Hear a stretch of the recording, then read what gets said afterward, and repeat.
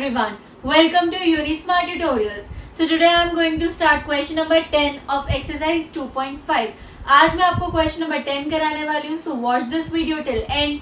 Do like, comment and subscribe my channel and don't forget to press the bell icon so that you can get the notifications of my latest videos. So starting question number 10, that is factorize each of the following. हमें यहाँ पे क्या करना है? Factorization. So first part हमें दिया हुआ है 27y cube plus 125z cube. सो यहाँ पे जो मैं आइडेंटिटी यूज करने वाली हूँ वो मैंने आपको लास्ट वीडियो में भी समझाई थी, उसका वेरिफिकेशन कैसे होता है. सो उसका लिंक मैं अपने डिस्क्रिप्शन बॉक्स में डाल दूंगी, सो आप वहां से देख सकते हैं इजीली. सो हम फर्स्ट पार्ट कर रहे हैं स्टार्ट. तो अब हम 27y क्यूब को कैसे लिख सकते हैं? 3y का क्यूब हम लिख सकते हैं क्योंकि 3 का क्यूब क्या होता है हमारा 27. तो सबसे पहले मैं आपको आइडेंटिटी लिख के दिखा देती हूँ कि कौन सी मैं यहाँ पे यूज करूंगी.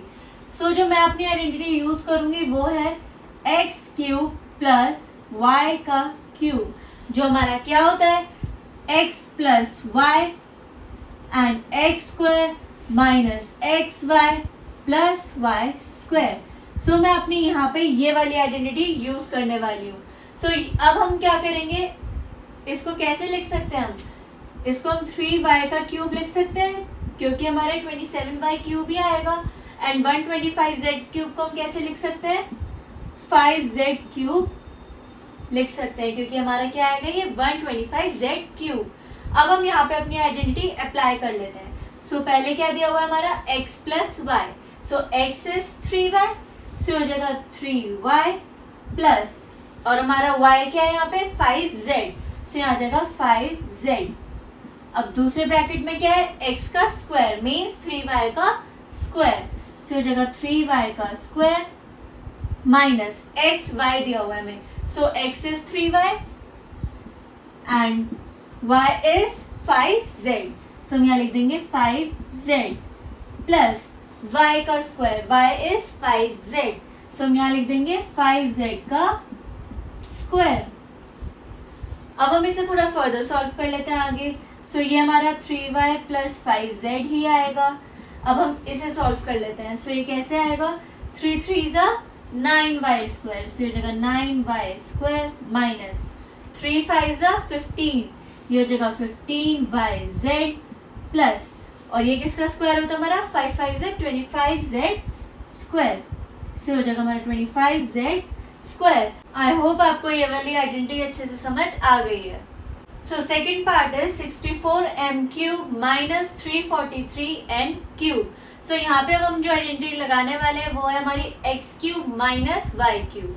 सो x cube minus y cube हमारा होता है x minus y and x square plus x y plus y square. अब हम यहाँ पे इस पार्ट में ये वाली आइडेंटिटी लगाने वाले हैं. So 64m cube can be written as, हम इसे 4m का क्यूब लिख सकते हैं, हमारा 64m क्यूब ही होगा ये. एंड 343n क्यूब को हम लिख सकते हैं 7n क्यूब. सो अब हम यहाँ पे आगे से सॉल्व कर लेते हैं फर्दर. सो x माइनस वाई हमारा, सो x हमारा क्या था 4m और y क्या था हमारा 7n. आगे हमें क्या दिया हुआ है x स्क्वायर और x क्या है हमारा 4m, सो ये हो जाएगा 4m का whole square plus x into y, x is 4m and y is 7n, so हो जाएगा 4m and 7n को मल्टीप्लाई कर लेंगे आगे. और क्या दिया हुआ है y square, so y square is 7n का होल स्क्वायर, सो हो जाएगा 7n का होल स्क्वायर. अब हम इसे आगे फर्दर सॉल्व कर लेते हैं. सो ये हो जाएगा 4m माइनस 7n ही आएगा ये.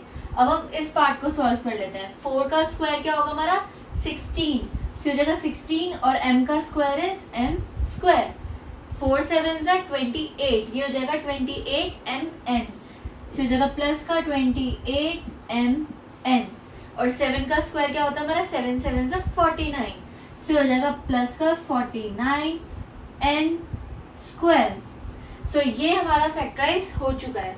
आई hope question number 10 is now clear. आपको क्वेश्चन नंबर 10 अच्छे से समझ आ गया है. And if there is any doubt in question number 1 to question number 10 of exercise 2.5, so do comment in my comment box. So do like, comment and subscribe my channel, and don't forget to press the bell icon so that you can get the notifications of my latest videos.